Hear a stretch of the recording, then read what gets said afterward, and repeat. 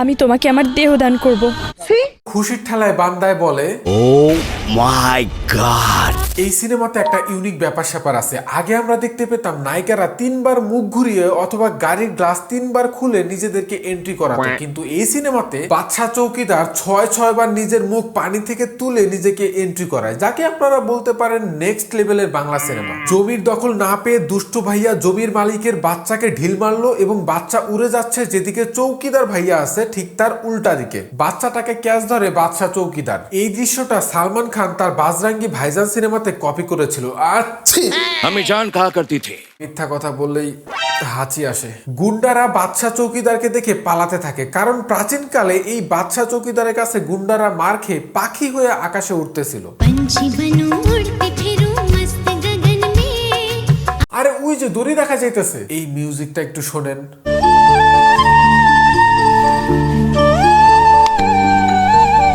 এই মিউজিকটা কপি করে দেব তার আই লাভ ইউ সিনেমাতে ব্যবহার করেছিল।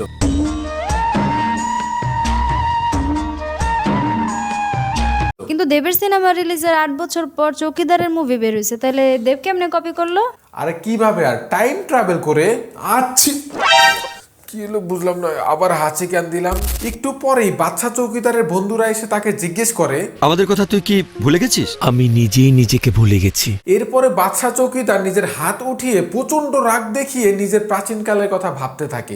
বান্দায় আগে অনেক মারামারি করত, কিন্তু কোনো একটা কারণে সে সব মারামারি বাদ দিয়ে এখন সে মাজারে নামাজ পড়ে। তুমি নাকি বিয়ে করতে যাচ্ছ? তোর হবু বউয়ের নামটা কি? আমার হবু ভাবের নাম প্রিয়া। এরপরে যার সাথে বিয়ে তাকে আমরা দৌড়াতে দেখি। ডিরেক্টরের কি ফোকাস দেখছেন? এই ফোকাস যদি নিজের স্ক্রিপ্টের উপরে দিত তাহলে আজকে আমি কন্টেন্টই বানাতে পারতাম না। বাসে ওঠে প্রিয়া আপু, সেই বাসেই ছিল বাদশা চৌকিদার। ওনার হবু বউর সাথে দুষ্ট লোকেরা বাজে আচরণ করতেছে দেখেও ঠোঁট কামড়ে নিজেকে মারামারি থেকে দূরে রাখে, কারণ একটাই, জীবনে বিপদ ডেকে আনে, সেসব কথা বলতে নেই। অবশ্য আপু নিজেই সাহসী সিদ্ধান্ত নিয়ে তাদেরকে জুতা থেরাপি দিয়েছে।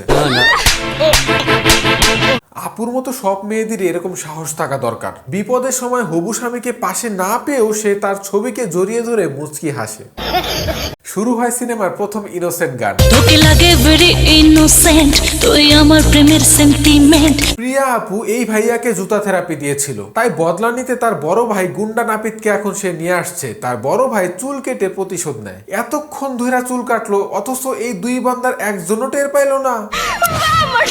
একটা মারাত্মক জবাব দিতে প্রিয়া আপু বাদশা চৌকিদারকে বলে, মারো ওদেরকে, কত্তা পেটা করে ছাড়ো। চৌকিদার সাহেব এমন ভাব দেখায় যে সবগুলারে মাইরার হোতায় ফেলাইব, কিন্তু সে কিছু না বলে চুপচাপ চলে যায়, কারণ জীবনে বিপদ ডেকে আনে, সেসব কথা বলতে নেই। বাসায় ফেরার পরে গোল মিটিং হয়। সেই গোল মিটিং এ বাদশা চৌকিদারকে সবাই বলে, তুই একটা বিড়াল, ন্যাশো বিড়াল। আমি এখনই থানায় গিয়ে কমপ্লেন করে আসবো। পুলিশ কমপ্লেন করার কারণে গুন্ডারা প্রিয়াপুর ইজ্জত হরণ করতে যায়। আমার লোকদের নামে পুলিশের কাছে নালিশ দিলে আমি কি বালিশ মাথায় দিয়ে নিশ্চিন্ত মনে শুয়ে থাকবো? তাহলে আপনি কি করবেন? হ্যাঁ, তোমাদের সবার ঠোঁটে আজ তালা দিয়ে দেব। নিজের আপকামিং বউ বিপদে শুনে ঝড়ের গতিতে স্লো মোশনে সেখানে ছুটে যায় বাঁচানোর জন্য। সেখানে গিয়ে সে এমন রিয়াকশন দেয় যে সবগুলোর পিড়া একদম কোথায় ফেলাইব। সে যায় ঠোঁট কামড়ে, সে প্রাচীন কালের কথা ভাবতে থাকে, প্রচন্ড রাগ দেখায়, মারাত্মক রাগ দেখায়, এরপরে পা ধরে ক্ষমা চায়। পরের সিনে বাদশা চৌকিদারের শ্বশুর মশাই অপমান করে বলে, কুকুরের একটা নীতি আছে, তোর তো তাও নেই। রাগে দুঃখে বাদশা চৌকিদার আবার মাজারে গিয়ে ঠোঁট কামড়ে প্রাচীন কালের কথা ভাবতে থাকে। এমন সময় আমরা 3 মাস পূর্বের ফ্ল্যাশব্যাকে চলে যাই, যেখানে আমাদের বাদশা চৌকিদার দোলা আপুর ভুল জায়গায় ধাক্কা দিয়ে মুখে স্যাপ লাগায়। এরপর রাস্তায় ফেলে দিয়ে বলে, hi, I am Badshah. Software engineering course শেষ করে এখন সাইবার ক্যাফে নিজেই বিজনেস শুরু করতে যাচ্ছি। একটা সাইবার ক্যাফে হচ্ছে সেই জায়গা যেখানে নির্দিষ্ট সময়ের জন্য টাকার বিনিময়ে কম্পিউটার ভাড়া দেওয়া হয়। সেখানে কারো ইমার্জেন্সি কম্পিউটার লাগলে কোনো কাজের জন্য নির্দিষ্ট সময়ের জন্য টাকা দিয়ে ভাড়া নিতে পারে।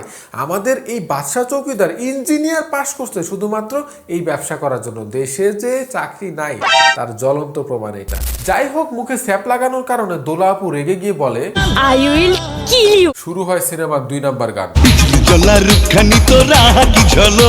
গানের শেষে কোত্থেকে যেন গুন্ডারা এসে বাদশা চৌকিদারকে কেলানি দেয়। খুশি হয় দোলা আপু। এরপরে বাদশা চৌকিদারও তাদেরকে উড়াধুরা কেলানি দেয়। এরপরেই সেই ঘটনাস্থলে যাই আমি, গিয়ে বাদশা চৌকিদারের আইডি কার্ডটা পাই। আপনারা হয়তো বা ভাবছেন যে আমি সেইখানে গেলাম কিভাবে। দেখেন, পুলিশ ভাইজানের নাম সজীব, মানে আমি। পরের সিনে বাদশা চৌকিদার 420 নজরে 2 চোখ খুলে দোলা আপুকে দেখে, 1 চোখ বন্ধ করে দেখে, ক্লাসের বাইরে গাজর খেতে খেতে দেখে, রাস্তায় দেখে। দেখে, বাসের মধ্যেও গাজর খায় আর দেখে। এত খাওয়া খাওয়ি দেখে রাতের বেলা হঠাৎ করে লাফ দিয়ে ঘুম থেকে ওঠে এই দুই ভাই বোন। মানে এতক্ষণ এগুলা তারা স্বপ্ন দেখতেছিল। যাই হোক, পুলিশ অফিসারকে কমপ্লেন করে দিলে পুলিশ অফিসার বলে, ওই বেটা বাদশাকে আমি দেখবো। পুলিশ চৌকিদারকে থানায় নিয়ে গিয়ে মাথা ফাটিয়ে দেয়। অবশ্য গুন্ডা ভাইয়ার কথাতে তাকে ছেড়েও দেয়। কিছুক্ষণ পরে দেখি গুন্ডা ভাইয়া হুদায় দোলা আপুকে ডিস্টার্ব করতেছে। পিচ্ছিটারে দেখেন, কি সুন্দর না। এইটাকে বলা হয় ফ্রেমিং, বাংলা সিনেমার ফ্রেমিং। যেহেতু ডিরেক্টর মারাত্মক ফোকাস দিতে পারে, তাহলে সে যা বানাবে মানুষ তো তাই খাবে, তাই না? ব্যাকগ্রাউন্ডে কে কি করতেছে সেটা দেখার টাইম ডিরেক্টরের নাই। যাই হোক, দুষ্ট লোক থেকে বাঁচার জন্য দৌড় দেয় দোলা আপু। ট্রাকের সাথে ধাক্কা খাওয়ার আগেই বাচ্চা চৌকিদার তাকে বাঁচিয়ে ফেলে। ব্যাস, হয়ে গেল প্রেম। শুরু হইল 3 নাম্বার গান। বেঁচে থাকা যে কঠিন। গানের পরে দুষ্ট লোকেরা বাদশা চৌকিদারের বোনের সাথে 19-20 করতে চায়। বাদশা চৌকিদার তাদেরকে উড়াধুরা কেলানি দেয়। কেলানি খেয়ে তারা বাতাসে উঠতে থাকে। এইখানে উষা হয়ে আছে কেন? দড়ি দিয়া বাঁধছিল মনে হয়। বান্দার রাগ উঠছে এইটা বোঝানোর জন্য কি ইফেক্টটা ইউজ করছে দেখছেন? পুরাই মাথা নষ্ট। আপনাদেরকে মাথা নষ্ট করা আরেকটা সিন দেখাই। দুই গুন্ডা আর ভাইয়ের সামনে বোনের মুখে স্যাপ লাগাইলো, বোনকে নিয়ে চলে গেল। আর ভাই বলতেছে, একেই বলে লাভার নাম্বার 1। গুন্ডা ভাইজান প্রতিশোধ নেওয়ার জন্য বাদশা চৌকিদারের বোনকে কিডন্যাপ করে ফোন দিয়ে বলে, দোলাকে আমার হাতে তুলে দিয়ে তোর আদরের বোনকে আমার এখান থেকে নিয়ে যেতে হবে। বাদশা চৌকিদার দোলা আপুকে গুন্ডাদের হাতে তুলে দিতে চাইলে আমাদের দোলা আপু জানায়, না, তোমার এই সিদ্ধান্ত সঠিক নয় বাদশা। এই কথা শুনে বাদশা চৌকিদার দোলা আপুকে কষায় একটা লাগায় দেয়। তারপর দোলা আপুকে দুষ্ট লোকের হাতে তুলে দিয়ে নিজের বোনকে নিয়ে চলে আসে। এরপরে দোলা আপু দুষ্ট লোকদেরকে যেই কথা বলে, ভাই সেই কথা শোনার জন্য আমি মোটেও প্রস্তুত ছিলাম না। আমি তোমাকে আমার দেহ দান করব। আমি তোমাকে আমার দেহ দান করব। এই কথা শুনে খুশির ঠেলায় বান্দায় বলে, ও মাই গড। যাই হোক, একটু পরে বাদশা চৌকিদার আবার ফিরে আসে। ফিরে এসে সবাইকে কুত্তার মতো পিটায়। ওরে বাবা, পিঠের নিচে দেখি সেফটিও আছে। ভাই হাত এমন করছেন কেন? ও দড়ি ধরেছিলেন মনে হয়। তারপর দোলা আপুকে বাঁচিয়ে ফ্যান্টাসি কিংডমে নিয়ে যায় 4 নাম্বার গানে নাচানাচি করার জন্য। এখন আমি আপনাদের সাথে শেয়ার করব পুরো সিনেমার মধ্যে সবচেয়ে ইন্টেন্স এবং মারাত্মক সিনগুলা, যেইগুলা দেখার পরে আপনার আর বাঁচতে মন চাইবে না। গানের শেষে ছোট ভাইয়ের বদলা নেওয়ার জন্য বড় ভাইয়ের এন্ট্রি হয়। বড় ভাইয়ের সাথে বাদশার একটা তুমুল মারপিট হয়। হঠাৎ করে বাদশা চৌকিদারের পায়ের ভিতরে কি যেন একটা ঢুকা যায়। আমি না জানি না এটা কি, দেখতে অনেকটা গরুর হাড্ডির মতো লাগে। আবার ভালো করে খেয়াল করলে মনে হয় যে আলু সিদ্ধ করে লাগায় দিছে। যাই হোক, একটু পরে আমরা দেখতে পারি যে দোলা আপুর পেটের মধ্যে ছুরি ঢুকায় দিছে। দেখেন, যেই কাঠ দিয়ে লাগাইছে সেই কাঠটা খুইলা যাইতেছে। ছুরিটাও ঠিক মতো লাগাইতে পারে নাই। এরপরে দোলা আপু কোমায় চলে যায়। অন্যদিকে গুন্ডারা বাসায় এসে থ্রেট দেয়। এই সব দেখে আমাদের বাদশা চৌকিদারের বাবা বলে, তোর কারণে আমাদের জীবনে আবার বিপদ নেমে আসবে। এত কিছুর পরে আমাদের বাদশা চৌকিদার কথা দেয়, কোনো কারণে কারোর সাথে মারামারি করব না, প্রয়োজনে পুরুষ হওয়া সত্ত্বেও নারীর মতো বেঁচে থাকবো। আর এইখানেই আমরা 3 মাসের ফ্ল্যাশব্যাক থেকে বর্তমানে ফিরে আসি, যেইখানে বাদশা চৌকিদারের বাবা কসম তুলে নিয়ে বলে, এই মুহূর্তে তুই তোর যুদ্ধে ঝাঁপিয়ে পড়। তারপর শুরু হয় সিনেমার 5 নাম্বার গান। এই গানের মধ্যে গুন্ডারা মজা করতেছিল। আমায় না খুঁজে টেস্টি আমি দেখ নাচে। বাদশা চৌকিদার সবাইকে কুত্তার মতো কেলানি দিয়ে আদেশ করে, সবাই জামা কাপড় খোল। চোখ কেন লুকান? আপনারাও তো বলছিলেন জামা খুলতে। দেখেন, প্রিয়া আপু খুশি হয়ে হাসতেছে। এইবার আমি আপনাদেরকে মারাত্মক একটা ক্লাইম্যাক্স সিন দেখাবো।